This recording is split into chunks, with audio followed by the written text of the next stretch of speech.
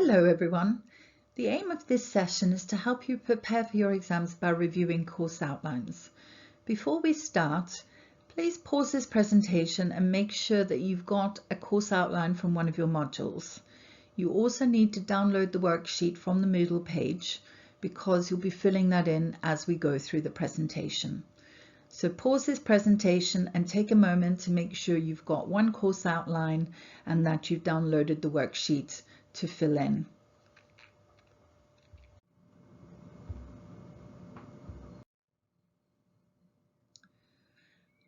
Okay, let's get going. The aims of the session today are first of all to help you to understand the perspective of your course from your course outline. We're going to look at the big picture of your course, and then we're going to try to map connections across the different taught topics. This should help you to prioritize and identify where to focus your study, and also to help you begin to create your revision plan. So let's start by looking at what a course outline is. This may also be called the course syllabus, and it usually includes most or some of the following elements. So there's usually a weekly topic, and this might be your lecture title. There's usually a summary of the topic. This might be quite short. It might just be one sentence, or it might be several paragraphs. The aims and objectives of the module might be listed. You might also have key questions that you need to address, and these are often in the form of seminar questions, and these are particularly useful in guiding your understanding of the key themes of the course. You should also have key readings that you need to do, and you might also have a list of further readings that might be helpful. The first activity I want you to do is on the first page of your worksheet. And I'm going to ask you to look through your course outline and identify the weekly topics and themes for your course and to list them on your worksheet. Before you do that, let's look at a couple of examples. So here's a sample course outline from a module called Political Psychology of Intercultural Relations. We've got the title, which is the lecture title, which is Post-Colonial Identities, Nationalism and Resistance, which gives you a little bit of information. And then there's an aim, an outline, and the key readings for the seminars. So if we look in a little bit more detail, the aim of the lecture is to examine the role of racial identities in the construction of the nation, with particular focus on African, Black, and diasporan identities. So this gives us a lot more information than the title. It tells us that the lecture is looking at what role racial identities might play in how a nation is constructed, and that it's focusing on African, Black, and diasporan identities. Then the outline gives us even more information. It says the lecture will begin with a discussion on racial privilege and oppression as modes of political organization. So it's going to discuss how racial privilege and oppression might be used for organizing politically in post-colonial and diasporan contexts. Then it says Fanonian concepts of racial alienation and objectification and Du Bois' concept of double consciousness will be examined as lenses into the role of racism. So here there are two key theoretical frameworks that seem to be important because these are the ones that are going to be used to analyze the issues under discussion. Then it says, drawing on the Black consciousness movement in South Africa and other forms of African nationalism, we'll discuss the possibilities for resistance and decoloniality. So there are two things going on in that sentence. First, it points you towards the main example, which will be South Africa, and then other forms of African nationalism would be other examples. And then a potential solution possibly to the problem that's been set up in the form of resistance and decoloniality. And then there are two seminar readings, which are clearly key readings for your preparation. Let's look at one more example. This is from a government module. The topic is justice and activism. There's a description of that week's lecture, a reading and a question. So again, the topic justice and activism doesn't give us a huge amount of information, but the descriptor is far more helpful. So it says some theorists hold that political theory should not just be concerned with diagnosing and analyzing the social and political world. Rather, they claim, political theorists and other academics should take an active part in changing the world. So they put across a potential position that academics should not just be diagnosing and analyzing the social and political world, but they should be actively part of changing the world. Then it says, but do theorists lose their unique possibilities for pursuing scientific truths if they become thus embroiled in politics? So this presents the other side of the argument, the other position. So what this course has set up is a debate within the field, and it seems clear that you would need to take a position on this debate. Then there's a reading, which seems to be a key reading, and a question related to that topic. Do academics have a duty to try to make their world more just through their theorizing? And if not, what is their role? So this is clearly a key debate within this course. So take a moment now, pause this presentation and look through your course outline and write down the key topics or themes from each week of your course.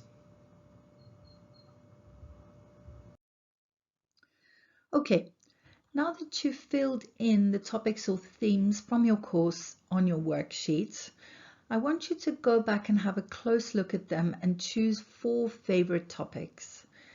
They might be your favorites because you're particularly interested in those themes, or you might think they're significant in some way, or you might have seen them as recurring themes on past exam papers, so therefore you might think they're quite important.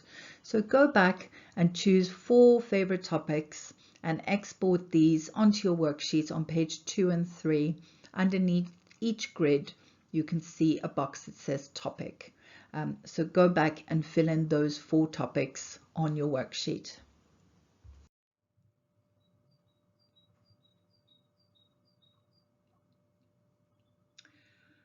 Okay, welcome back. Let's look at the grid now that's on your worksheet. So you've written your 4 favorite topics in underneath each grid. On the grid you can see 4 quadrants. Quadrant 1 says what I know. Quadrant 2 says what I need to review. Quadrant 3 says what to reread. And quadrant 4 says connected to other topics with a question mark. So what you're going to do now is fill in those quadrants for each of your 4 topics. Let's have a look at those in a little bit more detail.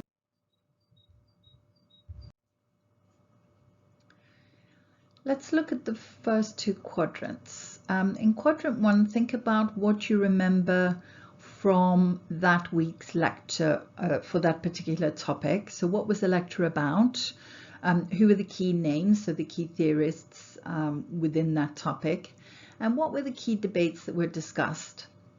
So in quadrant 1, write down what you know from these questions in quadrant 1. So just write down what you can remember, what you actually know from these questions. Then in quadrant 2, write down what you need to review. So for example, if you can't remember the key names or the key debates, you would write these down in quadrant 2. So pause this presentation and take a few minutes to fill in quadrants 1 and 2 for your 4 topics.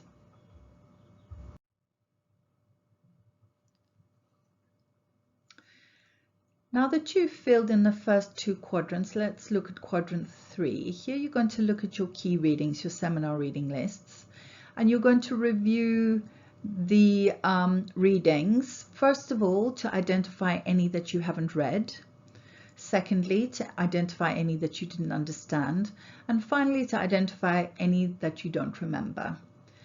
And you're going to add these readings to quadrant 3 where it says to read. So again, take a moment to fill in quadrant 3 for your 4 topics.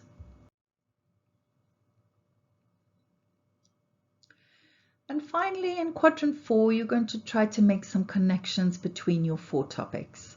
So your course is never just a set of topics. There's always a narrative that runs through the whole course. So a story should build up across the weeks of your module. So the concepts across your weeks are connected by some overarching ideas or themes. So first of all, just look at your 4 favorite topics. How are they connected amongst themselves? And which weeks are these? So specifically, which weeks in the courses are those topics that you've chosen? And finally, in what way are those topics connected? So in quadrant 4 of your worksheet, write the connections down for your 4 topics.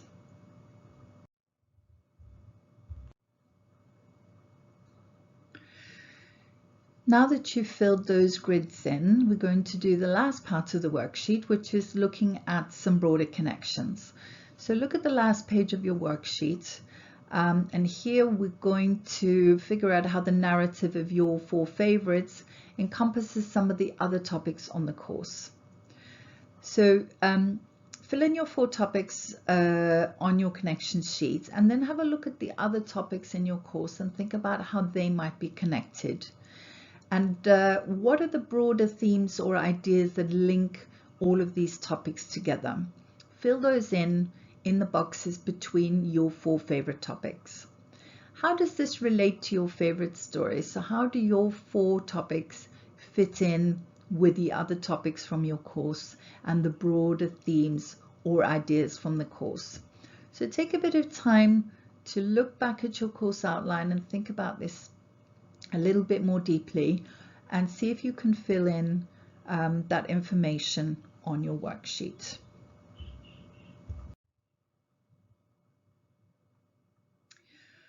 Okay, if you've filled in your whole worksheet with information from your course outline, well done. This is the beginning of your narrative of your course and of your study plan for your exam. So this is a very useful start in making your plans to study for your exam.